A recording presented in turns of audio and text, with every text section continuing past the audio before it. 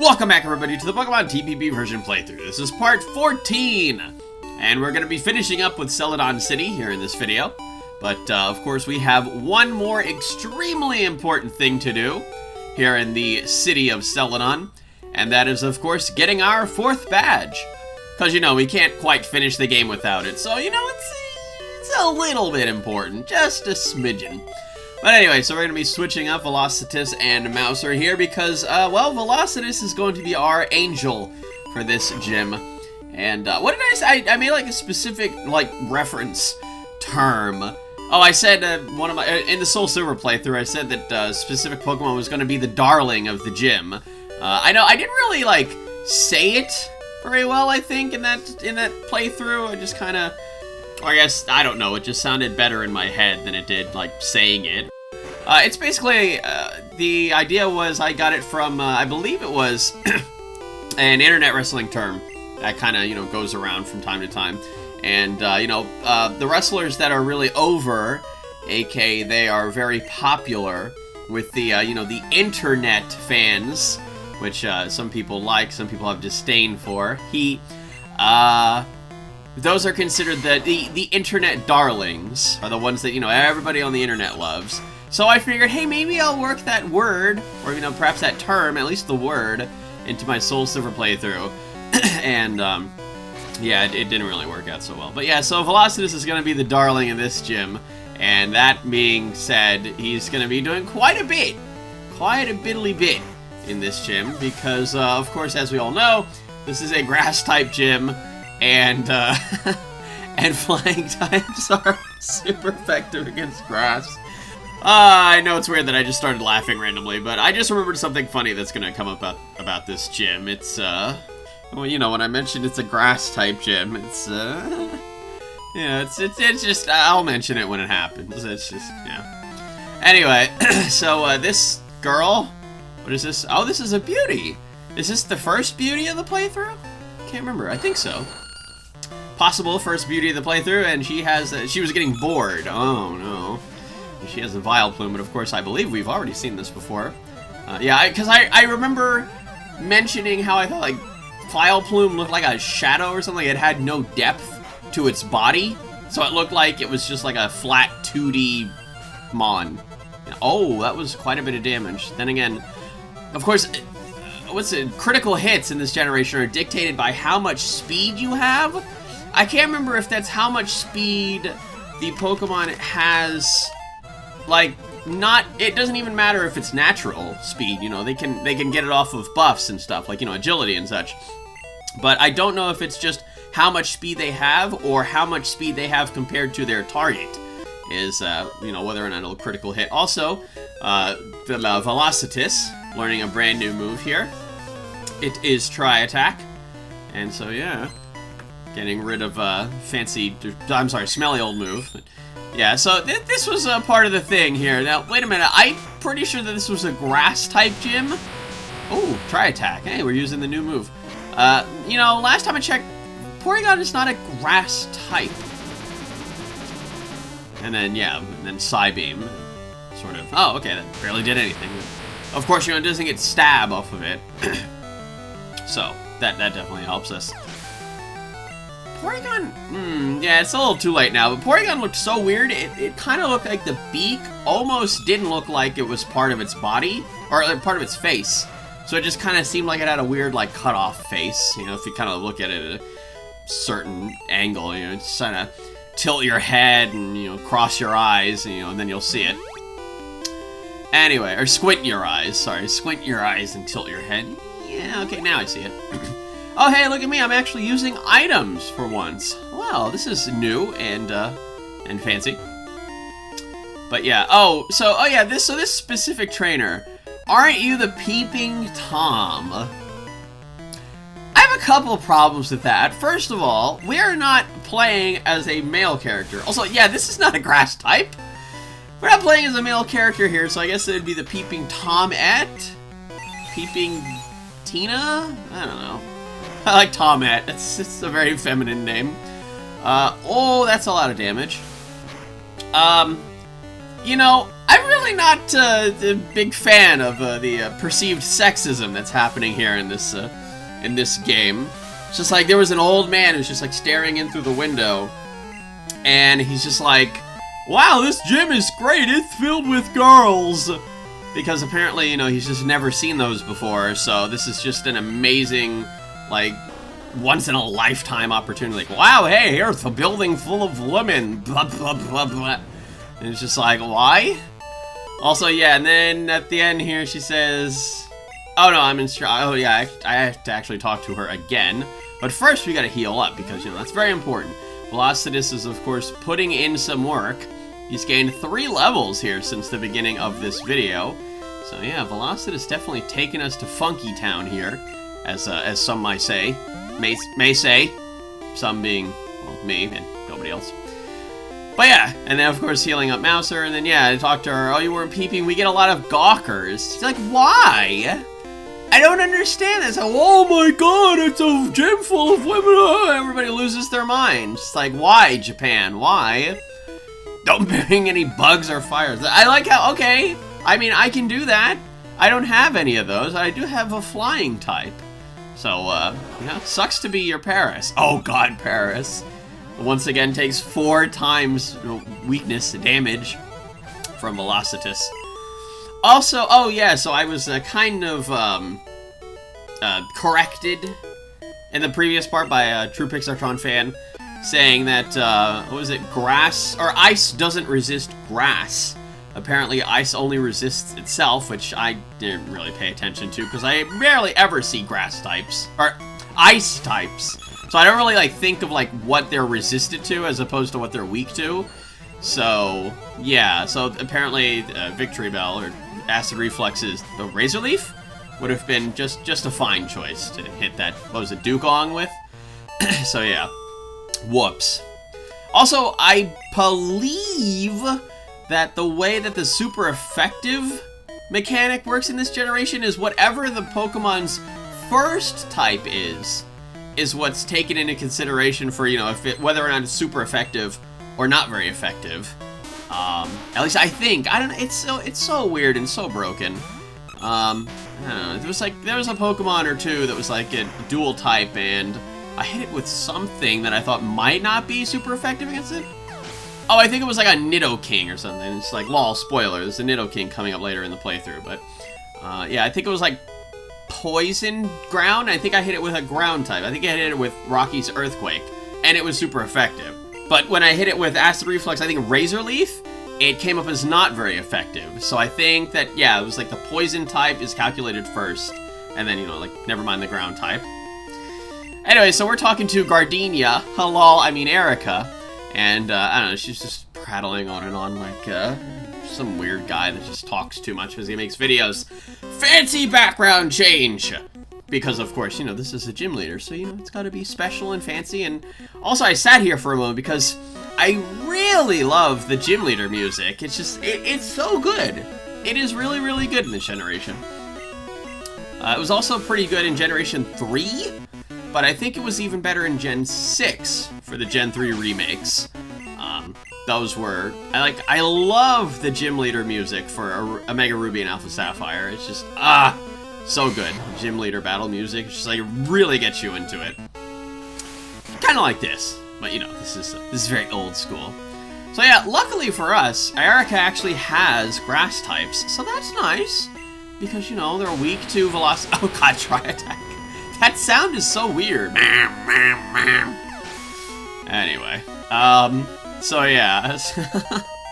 So not only are they weak to Velocitus's Drill Peck, which is, of course, ridiculously strong. It's like Velocitus is such a powerhouse, in this generation at least. But, of course, any grass-type moves that they use against Velocitus will, of course, be not very effective. And then, yeah, we're going to be using I just decided to mess with this guy, you know, because I figured, hey, I'm going to be doing some, you know, some real work into editing the background once again for this gym leader battle, so might as well make it last more than 30 seconds. So let's, you know, mess with this guy and just kind of use Tri Attack on him. Oh, that was very strange. So I was like, wait a minute, how did Erika's attack get replaced with her using a potion? Like, Vileplume was supposed to attack there, but instead of there being an attack, Erika just used a potion, which, if she would have used a potion, that would have happened at the beginning of the turn. I don't know, that was very strange. But anyway, just like that, easy enough. Easy peasy lemon squeezy, we got our 4th badge. It's the rainbow badge. It's very colorful, I must say. Very, very colorful. Alright, so we got lots of money. I think I was sitting here because this song's cool too. Do. Yes, it's cool. Yeah, I just, you know, that's another thing though. I love like sitting on the victory screen, you know, and just listening to the victory music. Because, I don't know, it's so satisfying. You know, it's just like, hey, I, you know, got through this and I'm this far into the game and, you know, I've made it. I'm clawing my way closer and closer to the Elite Four and Victory Road. I must say I'm impressed. I would never collect Pokemon if they were unattractive. I'm gonna use a fancy word for this video. That's what we call vapid. Very, very vapid. Vapid Erika. Now, why am I sitting here looking at Acid Reflex's moves? Oh, because I think I was considering whether or not to give it Mega Drain, which, that was what I got, right? Mega Drain? Yeah, something like that. Alright, so we're done here in the Celadon Gym. And finally, I'm going to be going through, you know, the comments that you all have been leaving for me. Whoa. And, yeah, I'm just kind of looking over them a little bit here, maybe responding to some of them. So, once again, True Pixartron fan, you know, I mentioned her earlier in this video. She mentioned the fact when I said, I have a new favorite Pokemon in Sylveon. She asked, over Typhlosion, or are they tied for number 1? Or if you had to pick a second best, would it be Sylveon? I think it definitely perhaps a mix of columns A and B there. I think at this point, I definitely feel like I like a Typhlosion and Sylveon equally as best. Because, I don't know, man, Sylveon is just really awesome. I love Sylveon, and Fairy type, you know, the addition of the Fairy type has just been really, really awesome. And it's just like, it definitely added another layer of strategy. You know, just kind of taking down some of the types that were a little bit oppressive up till Gen 5, like dragons and dark types. And then, of course, you know, then it's like weak to poison and steel, which, you know, makes those more viable as well. So, you know, it's cool. I think it was a good idea, you know, the addition of the Fairy type. Anyway, we're going to be looking at the positioning of my Pokemon here in the party. Of course, I have to definitely give a lot of thought every time I want to switch one of my Pokemon around, because, of course, that means, I know, having to edit the background and then, you know, move them. You know, that's slightly more work that I have to do, so, you know, I try to limit those. So, yeah. Also, I have no idea what I was doing. I was just kind of, like, meandering, I guess. But, yeah, this is the way in. So, this is another one of these Saffron City gates. This is the west side one. And I love how there's just no option. So, you know, I went to the Celadon Mart one last time. It got me a fresh water. And you go here, and there's, like, no option to even give it to this guy. He just takes it. Wow, I can have this! And snatches it away from you. Ah, I was thirsty! Ah! But that's pretty nice, though, that we're able to finally move on into Saffron City. We're not going to be doing that right this moment, because once again, I remembered that there was a number of trainers that I passed by en route 12, 13, 8? I forgot now. Maybe I could sort of look that up. Kanto route 12. Okay. I should have looked at Lavender Town. That would have made more sense. Yeah, no, this was the one that's to the south of Lavender Town. And to the west. Oh, it's Route 8. Oh, I just never clicked on it. Okay, so I just didn't have that in my address history bar. Alright. Oh, hey, Poliwrath. So, okay, so we're going to be dealing with this gambler here, and he's got himself a Tartard. Very upset. You know, nobody is allowed to have Tartard besides me. Very rude. Very rude. Oh, yeah, I think this guy actually has another of my Pokemon. Well, I mean, aside from Shelly, very clearly. Also, yeah, I didn't do the mirror match thing with Shelly and this random Blastoise, because, I don't know. I guess I just didn't want this battle to last forever. As you can see, I'm just speeding up the whole thing. There he is! It's UMAD! Yay! Good old UMAD. The old guard, right? You know, Tartard and UMAD and all, like, the other, like, 14 others that I had that I would switch between. What a playthrough that Soul Silver was. So many Pokemon! So very many. Alrighty. So yeah, we're gonna just go ahead and randomly battle all these random trainers around here around 8. Also, yeah, so the critical hit, I have the page open. I love in Japanese, it's called the pressure point. And then the message for, you know, it's a critical hit or whatever, in Japanese is hit a pressure point. Very interesting. Generation 1 says, rough formula for the multiplier, yada yada yada, la la la. In this generation, only the probability of landing a critical hit is based on a Pokemon's base speed. For most moves, the possibility of landing a critical hit is approximately formula. For example, you know, under normal circumstances. I see. So, oh yeah, Dire Hit and Focused Energy were messed up, and they made it even less possible to hit criticals. That was pretty bad. Alrighty. So yeah, so we're just battling this guy, who has a bunch of explodey Pokemon. I was very upset about that. So of course we had Rocky to tank that out. Also, speaking of Rocky, where is it? Little Miss Schmutz, aka Whooper, says Adrian. Of course, this was in part 12 when I caught Rocky. So that was our comment on that. Also, yeah, I looked up here and I was like, huh, nope. Hey, that was a pretty neat cut now, isn't it? Just instantly on the other side. Oh, the magic of video editing. When will you ever cease to surprise? Am I right? Dragonite Spam said at 14:55, no, bad Anthony. And I believe that was when I called Moop the rap god. Which, of course, he's not gonna not be that for the foreseeable future. I don't see him getting rid of rap. Rap is going to become a lot better as we get later into this game. And yeah, Moop will continue to be the rap god. Bow down before him. Why be a king when you can be a rap god? Or a rap king when you can be a rap god? Also, I loved that this Clefable got Metronome, and of course, by Metronome luck, got Aurora Beam. It was one of like the only things that would actually be super effective against Moop. Because, yeah, that's right, there were no actual Dragon-type damaging moves, aside from, what was it, Dragon Rage, which of course only did 40 damage, no matter what. Or a flat 40 damage. Tass Shuffler, good lord, says, "Hey, finally got a 3DS, better late than never." Yes, that is very, very true. You know, again, I got my 3DS back in February of this year, and of course it just happened to be on the very same day of the Pokemon 20th anniversary, which was, what, February 27th, I believe? Something like that, I believe so. Or the 26th. No, I think it was the 27th.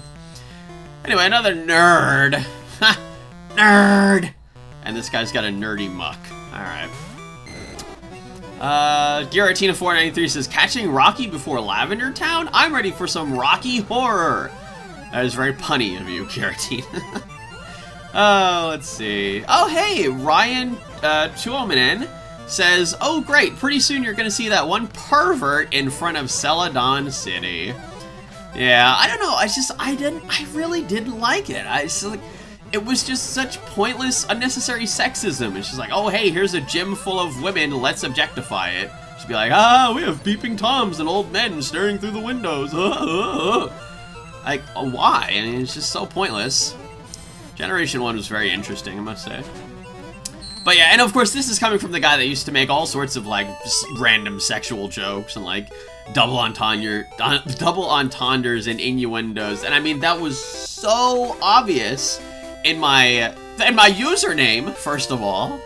And it was really obvious in my, like, really early videos, you know, like, anything from, like, 2008 to, like, I want to say probably the beginning of 2011. And it's just making all these, you know, really sexy jokes and all that stuff. Oh my god, she has 5 Pokemon. No thanks, we're speeding this battle up.